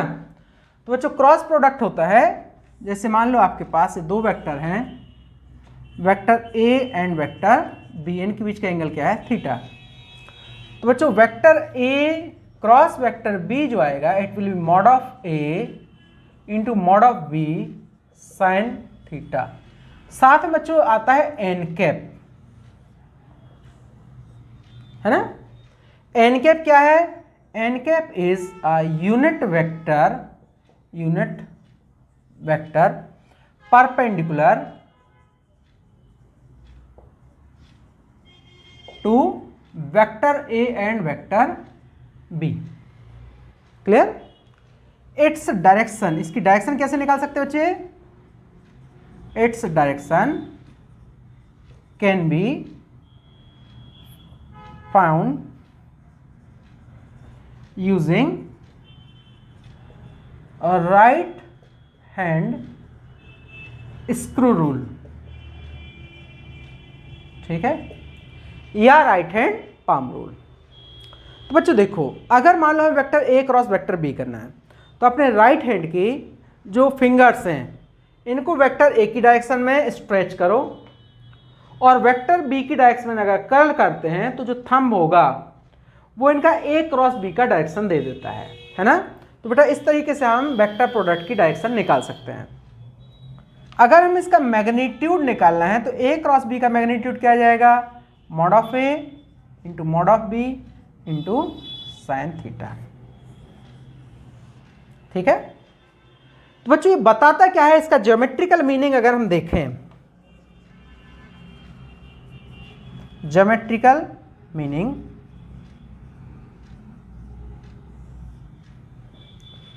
अगर हमारे पास बच्चों एक पैरेललोग्राम है ना, जिनके बीच में एंगल थीटा है, ये वेक्टर ए और वेक्टर बी है, तो बेटा इसका एरिया हम निकाल सकते हैं, है ना। क्या होता है, बेस, अगर हम इस ऐसा करें, यहां पे क्या रखा बच्चे, एक तो हो गया हमारा वेक्टर ए, एक साइड ए हो गई, और क्या हो गया ए, हाइट, ठीक है। तो बेस इंटू हाइट से निकाल सकते हैं। दूसरी चीज देखो बच्चे, अगर हमें ट्रायंगल का एरिया निकालना हो, इस ट्रायंगल का एरिया निकालना हो, है ना, तो बेटा ये ट्रायंगल और ये ट्रायंगल दोनों इक्वल होंगे, तो देखिए एक्चुअली ये क्या देता है बच्चे हमें, वेक्टर ए क्रॉस बी का मॉड जो देगा बच्चों, जैसे ये बी है तो ये हुआ बी साइन थीटा, है ना। तो बच्चों इसको मैं नाम देता हूं ओ ए बी सी, तो किसके बराबर हो गया, area of parallelogram O A B C के बराबर। और अगर इसका हम हाफ कर दें, क्या कर दें इसका हाफ, तो ये दे देगा हमें एरिया ऑफ ट्रायंगल ओ ए सी। ये इंपॉर्टेंट है, यहां से हम डायरेक्ट क्वेश्चन सॉल्व कर सकते हैं, ठीक है। तो बेटा क्रॉस प्रोडक्ट में आपको कुछ पॉइंट याद रखना है, जैसे आई क्रॉस आई, जे क्रॉस जे और के क्रॉस के, ठीक है, इनकी वैल्यू 0 होगी, ठीक है, क्योंकि थीटा क्या है बच्चे 0। जबकि अगर हम इसमें देखें आई जे और के बना लेते हैं बेटा, देखो यहां हम लिख सकते हैं आई क्रॉस जे, ये होगा बेटा के बराबर, है ना, और आई क्रॉस जे क्या हो गया के, जे क्रॉस के ये हो जाएगा आई के बराबर, है ना। ऐसे बच्चे के क्रॉस आई, के क्रॉस आई ये हो जाएगा जे के बराबर, है ना। इनको अगर उल्टा कर दें, मतलब जे क्रॉस आई कर दें, क्या कर दें, जे क्रॉस आई, तो ये उल्टा हो जाएगा माइनस के कैप। ऐसे के क्रॉस जे कर दें तो ये हो जाएगा माइनस आई कैप, और के क्रॉस आई क्रॉस के कर दें, आई क्रॉस के तो आ जाएगा माइनस जे कैप, ठीक है। अब बच्चों एक चीज और देखते हैं हम, किसी क्वेश्चन में आपको जब दो वेक्टर का क्रॉस प्रोडक्ट करना होगा तो हम डिटर्मिनेंट मेथड का यूज करके हम क्रॉस प्रोडक्ट निकाल सकते हैं, वो और देख लो। जैसे एक आपके पास वेक्टर ए है, a1 i cap plus a2 j cap plus a3 k cap, vector B है b1 i cap, b2 j cap, b3 k cap. आपको निकालना vector A cross vector B. देखो बच्चों क्या होगा, ये डिटर्मिनेंट बनाइए आई जे के। अब पहले ए क्रॉस बी है तो पहले ए के कंपोनेंट लिखिए, a1 a2 a3, फिर बी के लिखो b1 b2 b3। अब देखो क्या करेंगे, हम ब्रैकेट लगा देंगे, यहाँ प्लस रहेगा फिर माइनस, है ना, फिर ब्रैकेट लगाएंगे, फिर प्लस, फिर ब्रैकेट लगाएंगे, प्लस माइनस प्लस। यहाँ लिखेंगे आई कैप, यहाँ लिखेंगे जे कैप, यहाँ लिखेंगे के कैप। अब बच्चों जो आई कैप का करेंगे तो इस कॉलम को, इस रो को छोड़ देंगे, इसका इसमें प्रोडक्ट होगा और माइनस इसका इसमें होगा, तो क्या आएगा a2 b3 माइनस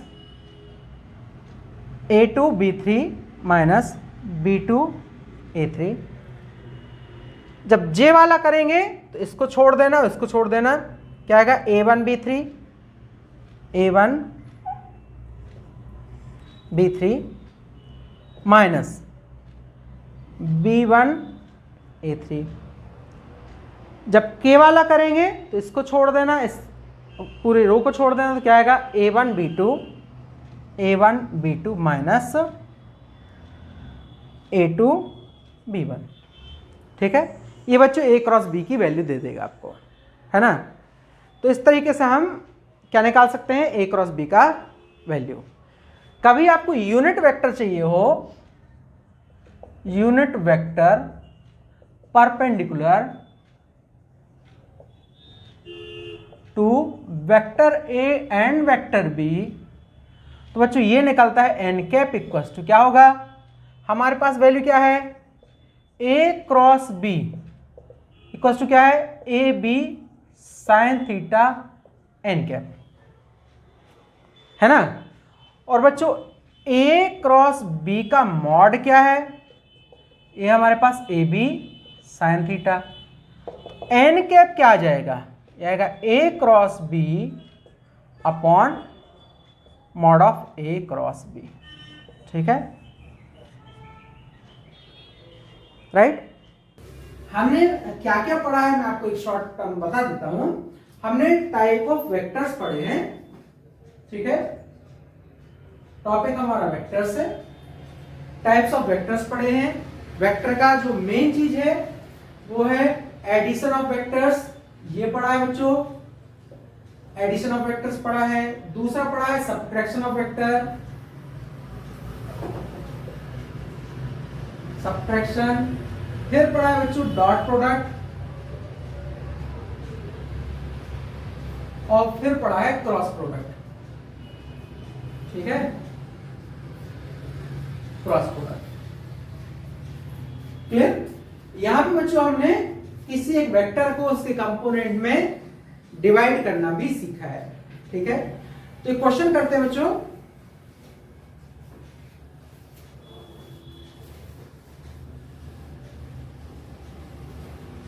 ठीक है, देखिए, मान बच्चे ये एक ऑब्जेक्ट है, इस पर 2 फोर्सेस लग रहे हैं, 3 न्यूटन एंड 5 न्यूटन के। ठीक है, आपसे पूछा गया if two forces of 3 Newton and 5 Newton है ना are acting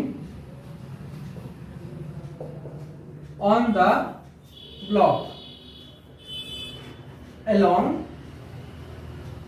horizontal direction,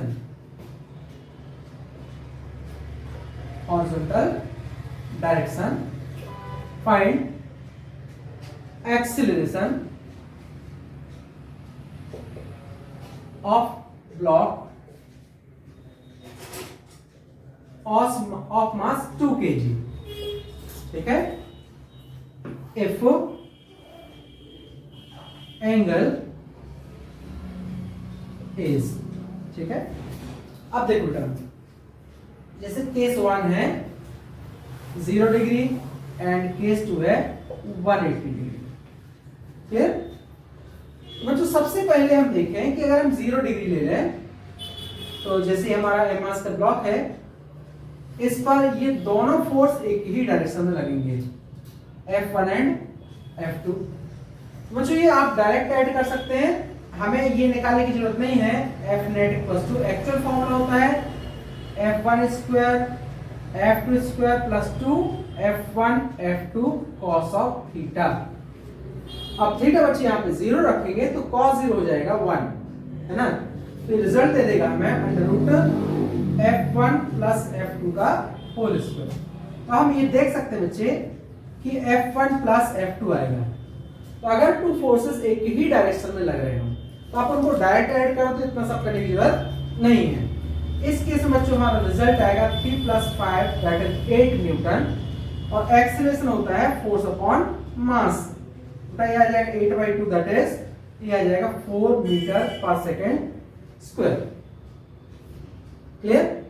अब जब केस 2 हम सॉल्व करेंगे, थीटा हमने 180 कर दिया बच्चों। अब हमें ये देखना है कि जो फोर्स बड़ा वाला होगा उस तरफ ऑब्जेक्ट एक्सीलरेटेड रहेगा, है ना। तो जैसे मान लो ये फोर्स है F1 और ये फोर्स है F2, 180 डिग्री पे लग रहे हैं।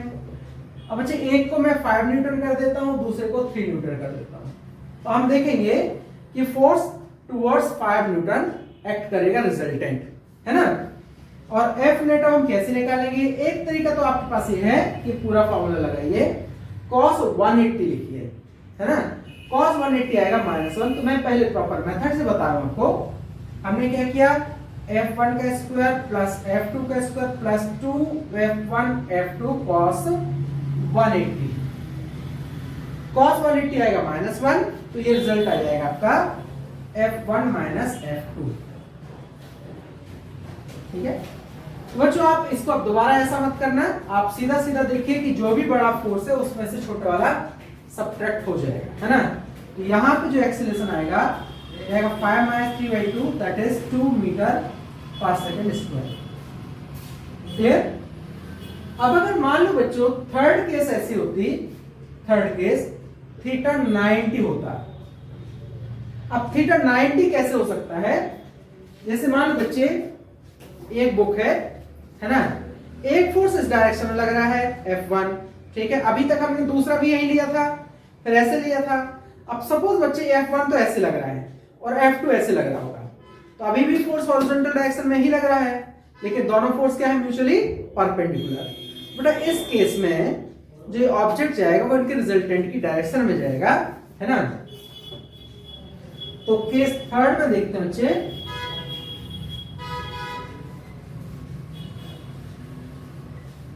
मतलब ये सिचुएशन रहेगी कि एक F1 लग रहा है और एक F2 लग रहा है ऐसे, ठीक है।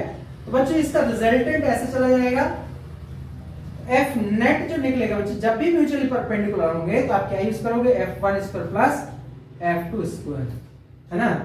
तो रिजल्टेंट आ जाएगा 9 प्लस 25, है ना, दैट इज 34 न्यूटन। क्लियर? तो एक्सीलरेशन आ जाएगा √34/2 मीटर पर सेकेंड स्क्वायर, राइट। तो इस तरीके से बच्चों मैंने आपको पहला क्वेश्चन बताया, बिल्कुल बेसिक सा क्वेश्चन है।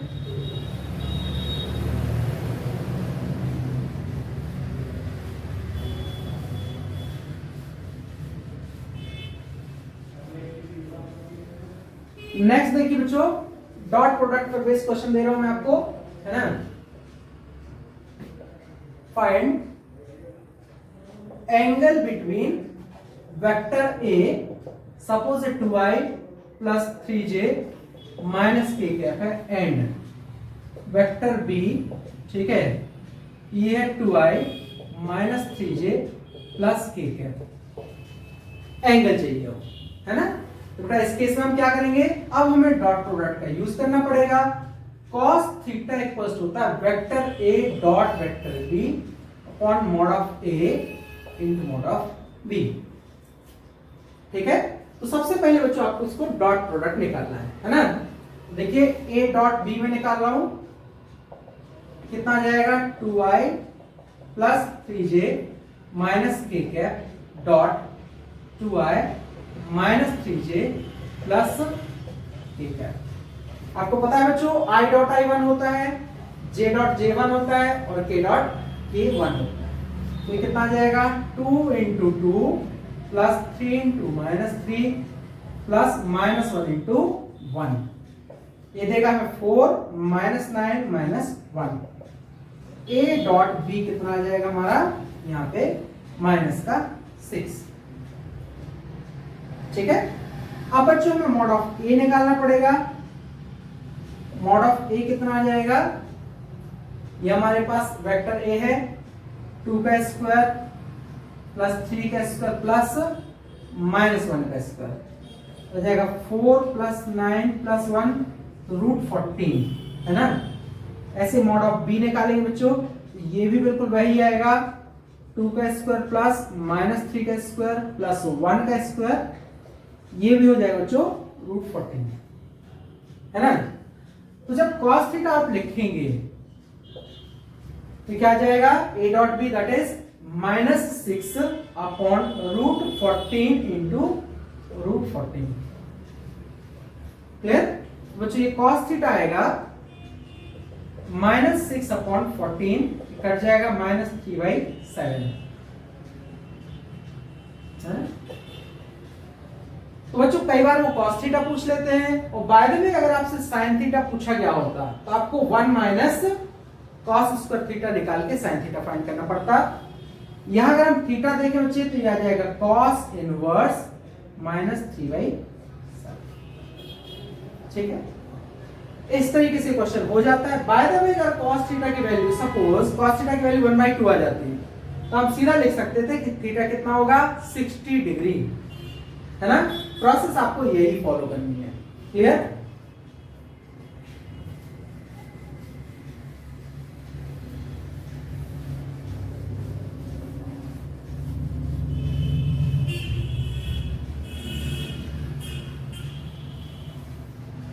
अब देखिए बच्चों, नेक्स्ट क्वेश्चन, अगर आपको एक फोर्स दे रखा है और ये एक्स एक्सिस दे रखा है ना, एक्स एक्सिस है और ये वाई एक्सिस है।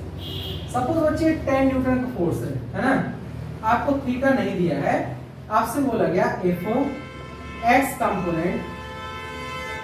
x component of force is 6 Newton है ना, find theta and y component है ना, थीटा चाहिए और क्या चाहिए बच्चे, y कंपोनेंट चाहिए। क्या करेंगे बच्चों हम, देखो ये अगर हमारे पास एक फोर्स है f न्यूटन, तो एक कंपोनेंट हो जाएगा fx और एक हो जाएगा fy है ना। बेटा fx क्या आ जाएगा, f cos थीटा, fx हमें गिवन है, सो दिस विल बी 6 या गया 10 cos ऑफ थीटा, तो cos ऑफ थीटा आ जाएगा बच्चे 3/5 है ना, ये cos थीटा आ गया। अब देखो, अब हम इसमें क्या करेंगे, हमें y कंपोनेंट चाहिए है fy, तो बच्चे ये होगा f sin थीटा। f हमारे पास है 10 न्यूटन, sin थीटा है नहीं। sin थीटा निकालने का एक सिंपल सा तरीका होगा, आपको पता है मैथमेटिकल टूल में पढ़ा है, sin square theta plus cos square theta equals to 1। तो यहां से sin थीटा आ जाएगा आपका √1 माइनस cos स्क्वायर थीटा, तो ये हो जाएगा 1 माइनस ये आएगा बच्चों 9/25, तो sin थीटा आ जाएगा एलसीएम आया 25 माइनस 9 है ना बच्चों, sin थीटा आ जाएगा कितना, रूट हो जाएगा 16/25 दैट इज 4/5, तो हमें fy मिल जाएगा कितना, 10 into 4/5 that is 8 Newton. Clear बच्चों, थीटा निकालने का एक और तरीका है हमारे पास, वो भी मैं आपको बता देता हूं। जैसे हमारे पास cos थीटा दे रखा है 3/5 है ना, बेटा ऐसे करो, जैसे ये वैल्यू एक राइट एंगल ट्रायंगल बना लो, ये थीटा लिख दो, ये वैल्यू 3 है 5 है ना, तो ये हुआ बेस, ये हुआ हाइपोटेनियस और ये हुआ परपेंडिकुलर। तो पहले बच्चों परपेंडिकुलर निकाल लो है ना, परपेंडिकुलर निकल जाएगा कितना, √h का स्क्वायर माइनस b का स्क्वायर, ये आ जाएगा 25 माइनस 9, ये हो गया कितना 4 है ना। अब आप कोई भी रेशियो निकाल सकते हो, जैसे हम sin थीटा निकालेंगे, तो sin थीटा हो जाएगा परपेंडिकुलर हाइपोटेन्यूज दैट इज 4/5। आपको tan थीटा निकालना होता तो जो आएगा परपेंडिकुलर अपॉन बेस, तो आ जाता 4/3। ठीक है, तो एक ये तरीका है, एक ये तरीका है, आपको जो इजी लगे आप उससे कर सकते हैं। ठीक है,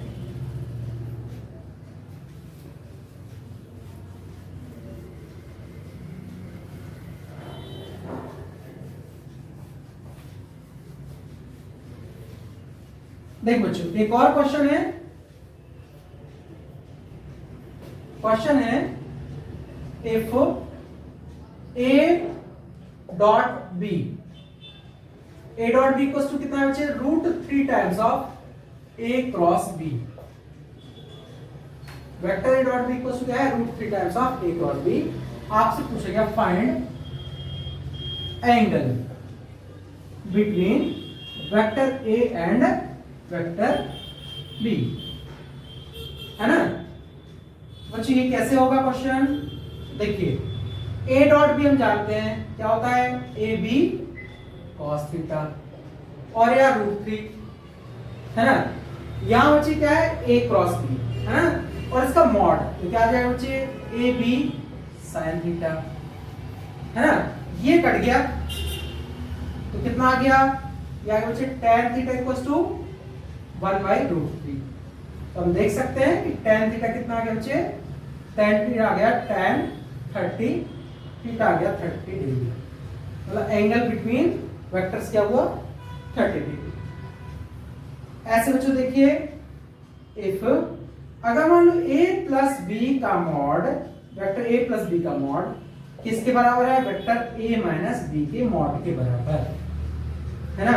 हमसे पूछ लिया find angle between vector A and vector B. बच्चों एक ऐसे क्वेश्चन है कि आपको इजीली आ जाना चाहिए। यहाँ a प्लस बी का मॉड है, यहाँ a माइनस बी का मॉड है। देखिए क्या होगा, यह आ जाएगा under root A square plus B square plus 2ab cos theta. ये हो जाएगा कितना? Under root A square plus B square minus 2ab cos theta. Squaring both sides, squaring both sides क्या मिल जाएगा बच्चों? A square plus B square plus 2ab cos theta equals to A square plus B square minus 2ab cos theta. Right, तो ये cut गया, ये बचेगा 2ab cos theta, ये माइनस 2ab है, यहां ले आओ बच्चों, ये आ जाएगा 4ab cos theta equals to 0। तो अगर वेक्टर a नॉन जीरो है, वेक्टर b नॉन जीरो है, इसका मतलब है कि जो cos थीटा हुआ ये क्या हो गया? 0 होगा। बच्चे cos थीटा 0 कब होता है? जबकि थीटा कितना हो? 90 डिग्री, है ना। इस तरीके से आप ये क्वेश्चन कर सकते हैं।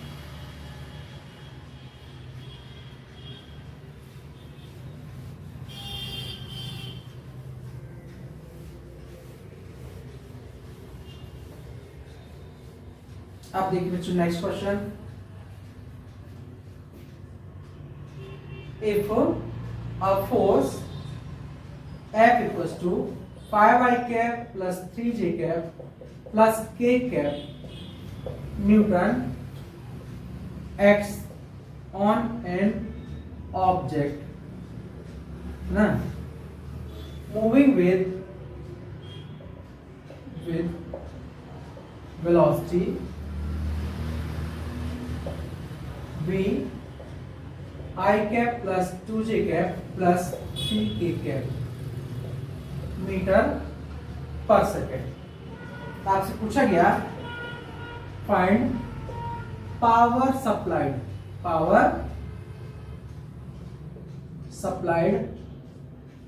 बाय द फोर्स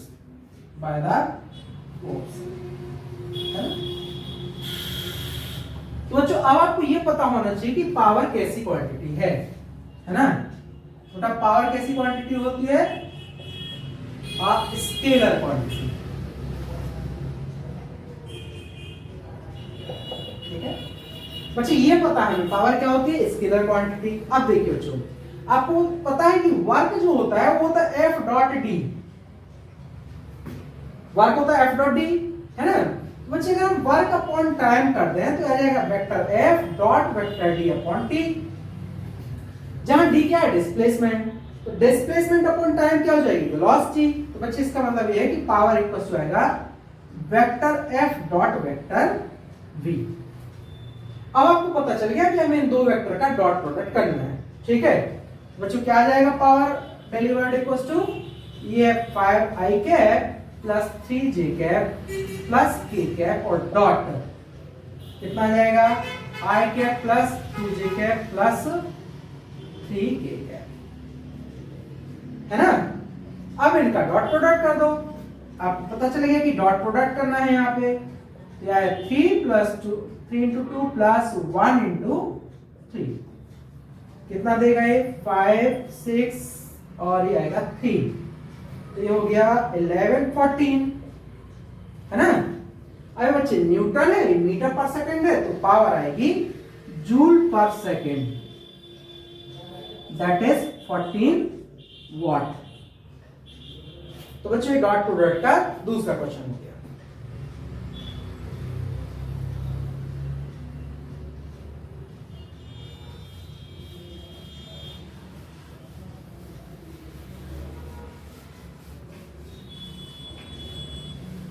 ठीक है, अब देख बच्चे एक इंपॉर्टेंट पॉइंट करते हैं, क्वेश्चन ही लिख लेते हैं।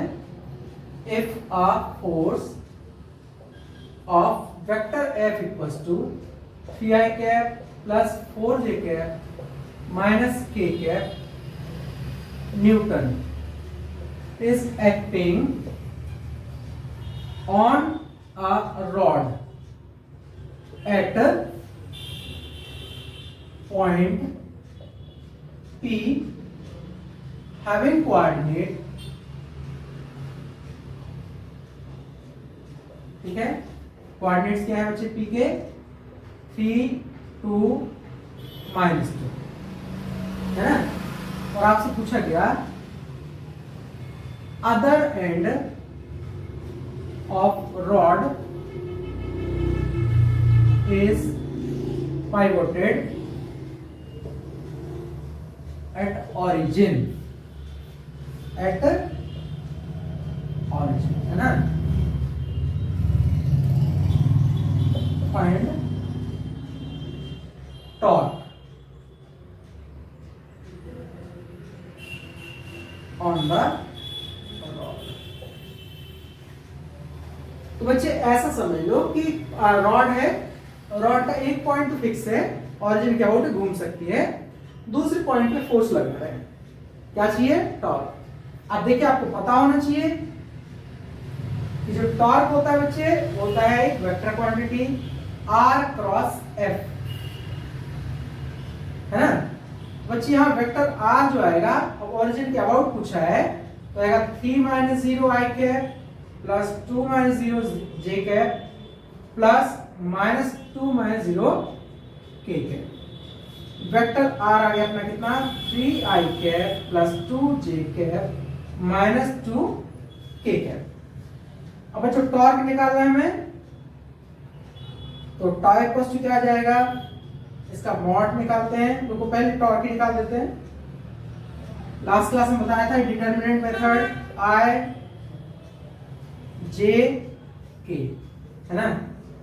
तो पहले बच्चे r के कंपोनेंट लिख रहे हैं, r क्रॉस f है ना, r क्रॉस f है तो पहले r वाले लिखेंगे बच्चों, क्या आएगा 3, 2, -2।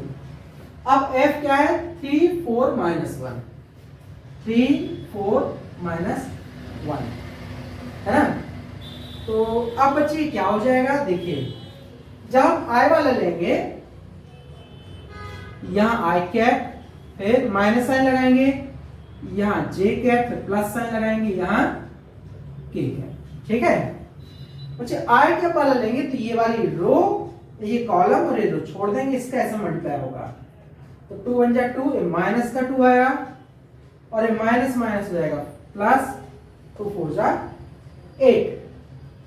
तो j कैप में बच्चों इस कॉलम को छोड़ देंगे, इस रो को छोड़ेंगे, 3 × -1 है ना, कितना आ जाएगा -3, और एक माइनस साइन लगाया।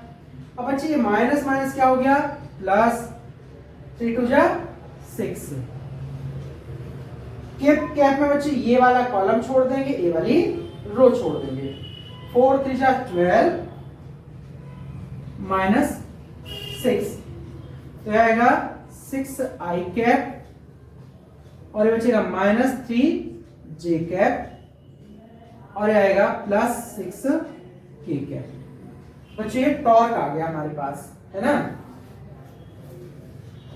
तो टॉर्क की वैल्यू क्या आ गई 6i cap -3j cap +6k cap.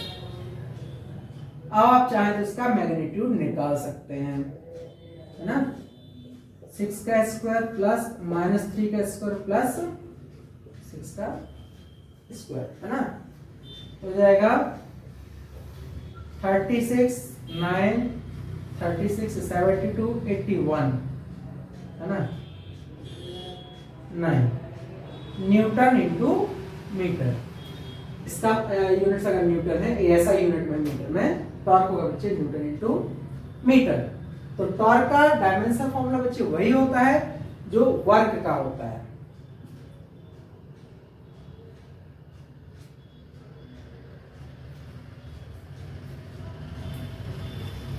ठीक है।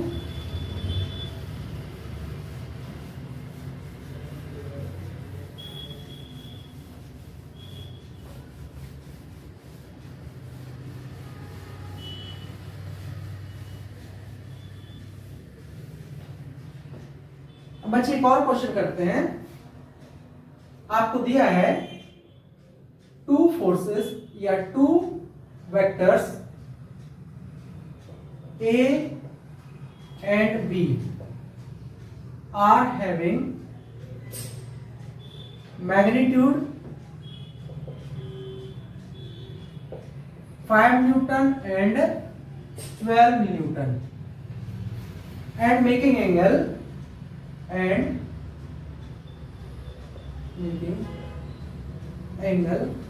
20 degree and 110 degree from positive x direction.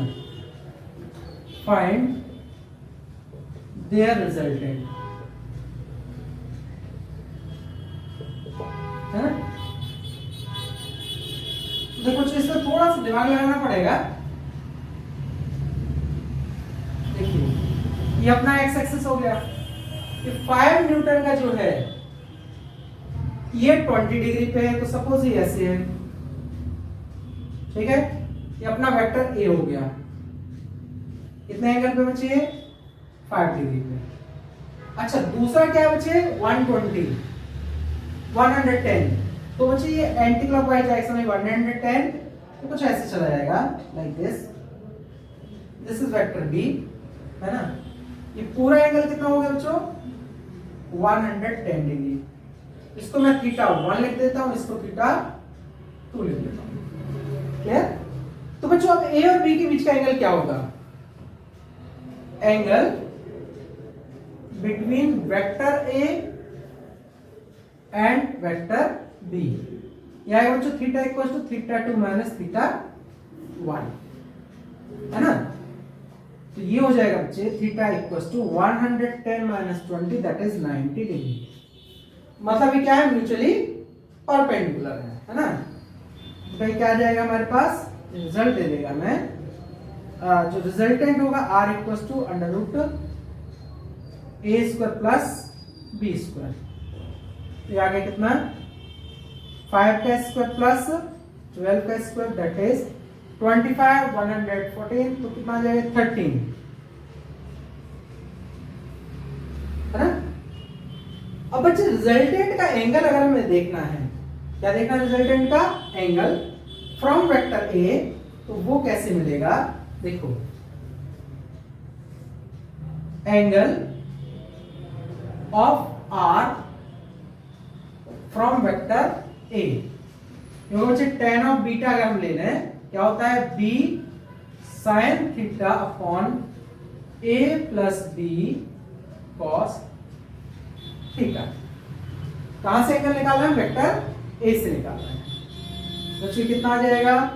b अपना 12 sin, दोनों के बीच का एंगल है 90, 5 प्लस 12 cos 90, ये होता है 0। तो tan ऑफ बीटा क्या आ गया? 12 अपॉन 5, तो बीटा आ जाएगा tan इनवर्स, है ना।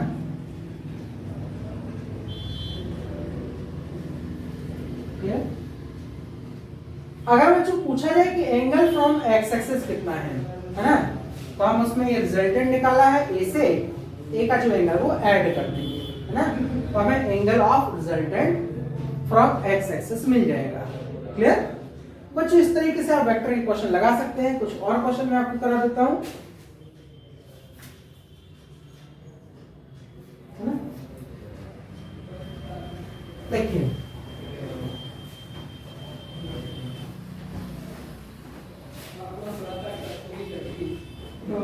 देखो, अगर मान लो कोई एक वेक्टर है, सुनो इंपॉर्टेंट पॉइंट विच इसमें पॉइंट, है ना, जो कि है डायरेक्शन कोसाइन का, डायरेक्शन कोसाइंस। अगर मान लो if a vector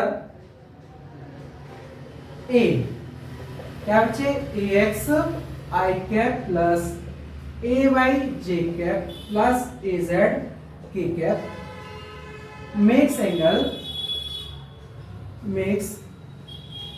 angles alpha beta and gamma from x axis, y axis and z axis respectively. Then direction cosine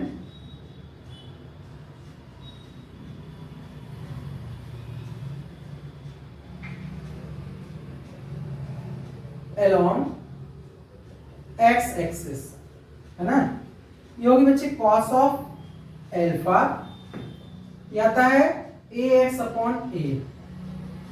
ऐसे ही along y axis यह है cos of beta ay upon a, और along z axis यह है cos of gamma equals to az upon a। तो जो हम देख सकते हैं इन दोनों इनका स्क्वायर करके ऐड करते हैं, तो हम क्या लिख सकते हैं, therefore cos of square alpha plus cos of square beta plus cos of square gamma equals to क्या आ जाएगा, ax square plus ay square plus az square upon a square, है ना।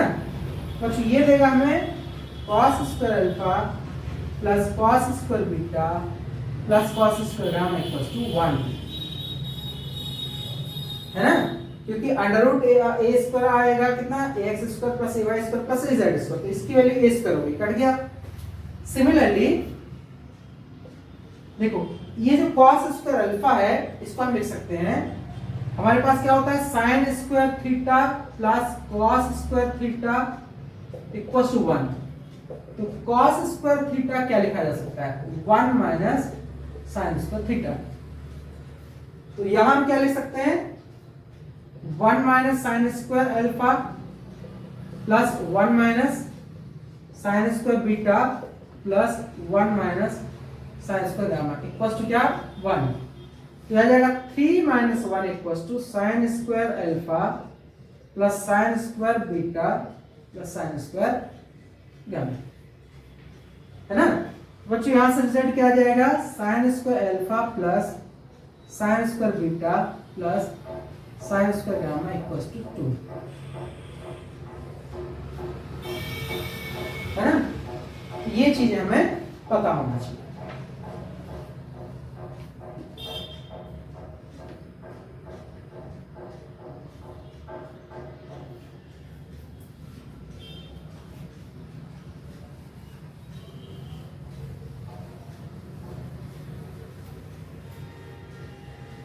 देखो बच्चों इसका क्वेश्चन करते हैं।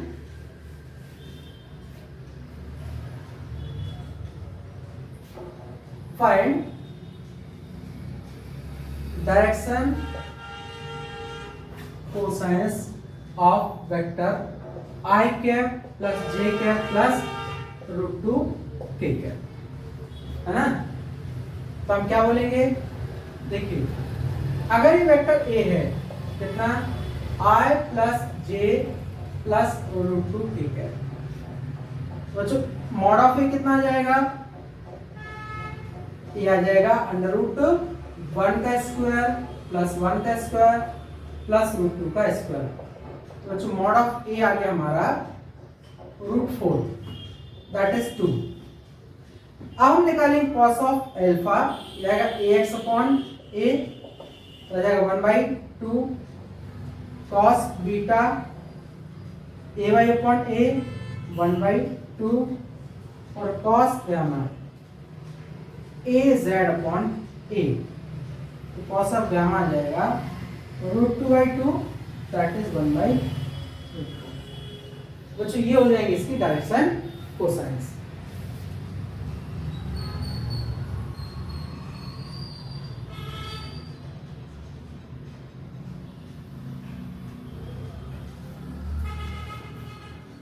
ठीक है बच्चों, एक और क्वेश्चन करते हैं।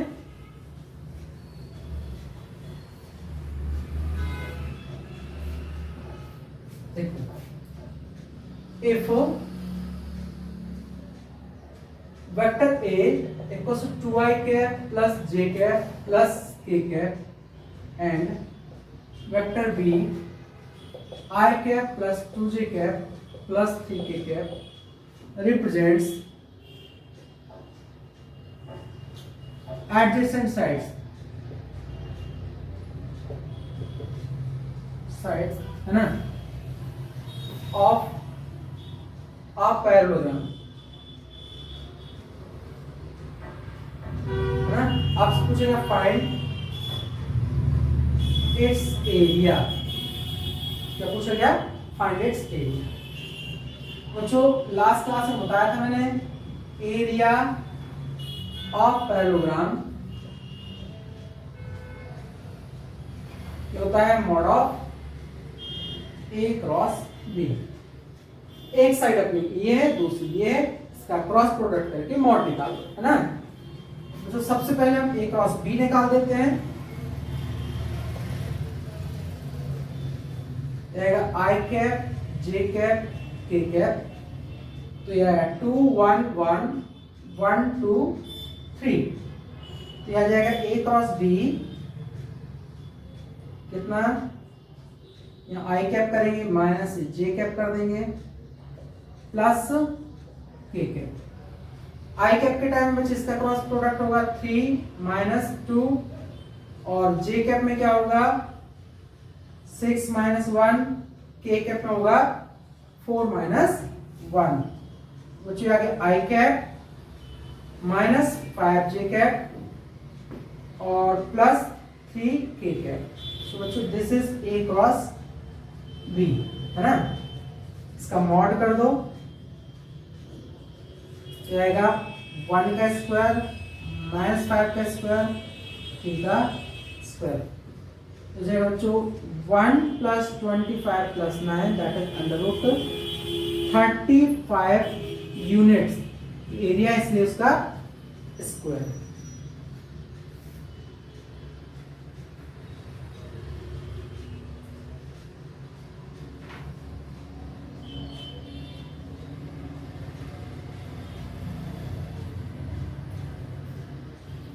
ठीक बच्चों,